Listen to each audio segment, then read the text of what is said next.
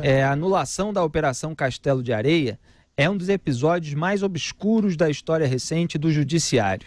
Em sua delação premiada, segundo o antagonista, Antônio Palocci detalhou a articulação que teria sido comandada pelo ex-ministro da Justiça, Márcio Tomás Bastos. Márcio Tomás Bastos estava em todas. Segundo Palocci, Dilma Rousseff sabia de tudo e teria sido beneficiada com um repasse de 50 milhões de reais da Camargo Correia, construtora, para a campanha presidencial de 2010. O acerto foi comunicado pelo advogado numa reunião com Palocci e Dilma na residência oficial da então ministra da Casa Civil.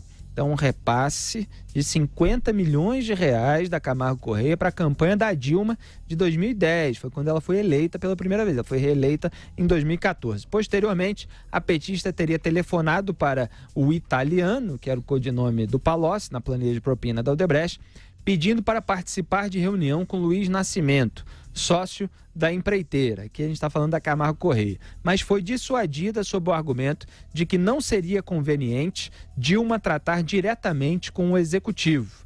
O delator contou à Polícia Federal que os 50 milhões de reais foram pulverizados como doações a diversos candidatos do PT.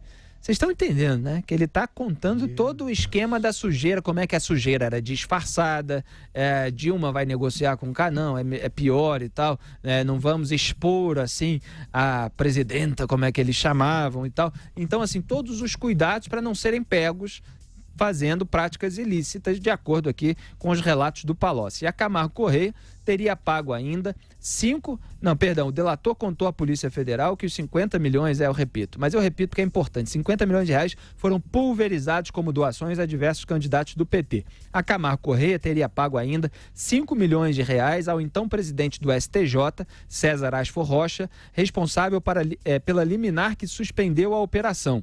O dinheiro, segundo Palocci ouviu de Tomás Bastos, teria sido depositado na conta de um familiar no exterior.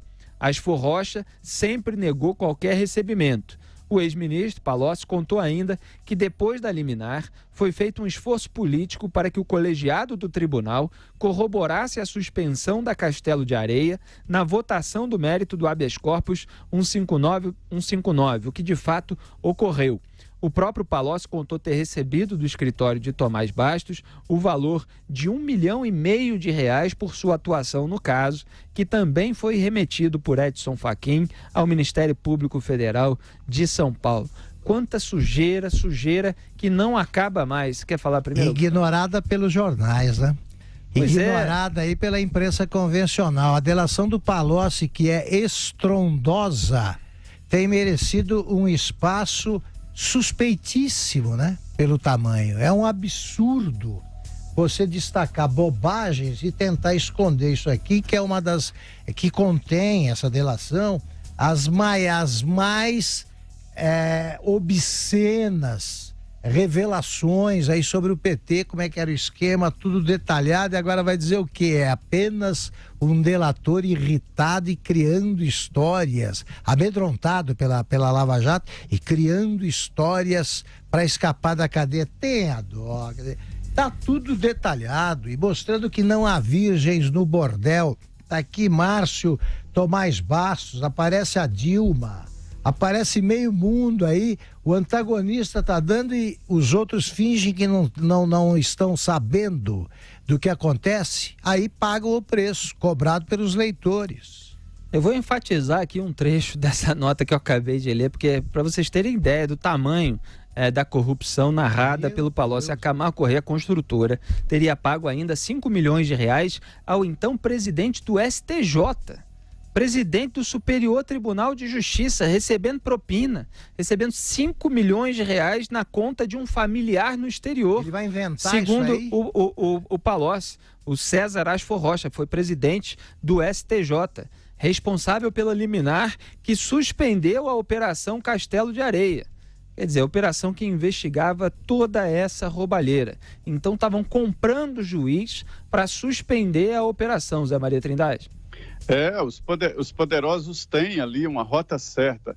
Felipe, esta é uma marca da injustiça brasileira, este cancelamento, né? Você se lembra do juiz Fausto de Sanctis, né?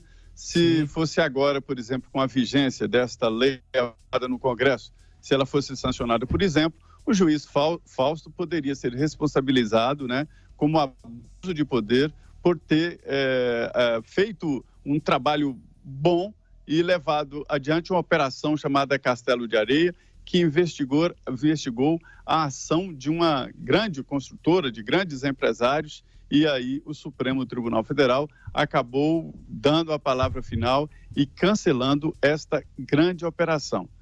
Isso fica, Felipe, como uma marca na justiça brasileira. É uma cicatriz difícil de ser fechada. Todo mundo sabia das entranhas disso, mas ninguém tinha prova. Aí apareceu o Palocci, né? Para dizer agora está nos autos, é oficial.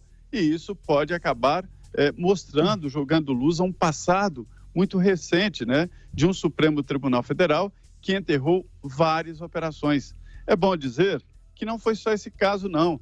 O caso Celso Daniel, por exemplo, o Supremo Tribunal Federal acabou cancelando e devolvendo para a fase de instrução. O argumento foi de que, naquela época, a testemunha não foi ouvida na fase de instrução, o primeiro passo de uma ação penal. E depois foi a boi-barrica. Investigação do Fernando Sarney e toda a família Sarney, do ex-presidente José Sarney, né?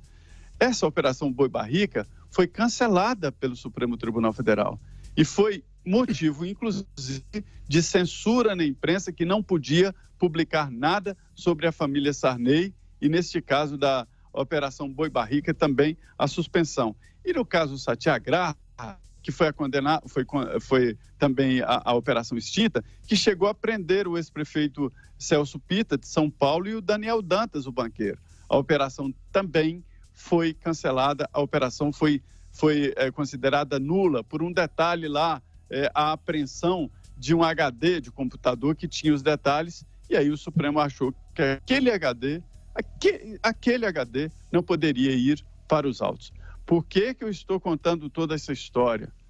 Medo, eu tenho um temor de que atualmente o Supremo aí, analisando esse retrocesso aí, do caso Celso Daniel, que voltou para a fase de instrução, a Operação Castelo de Areia, a Operação Boi-Barrica, a Satyagraha, que levou Protógenes a ir morar no exterior, né? E fazer o mesmo com a Operação Lava Jato. A diferença, Felipe, está na atual vigilância e os faróis acesos sobre o Supremo Tribunal Federal. Mas, de qualquer maneira, não custa temer e rezar para que isso não aconteça no caso Lava Jato. Mas que há um longo caminho percorrido dessa forma, há.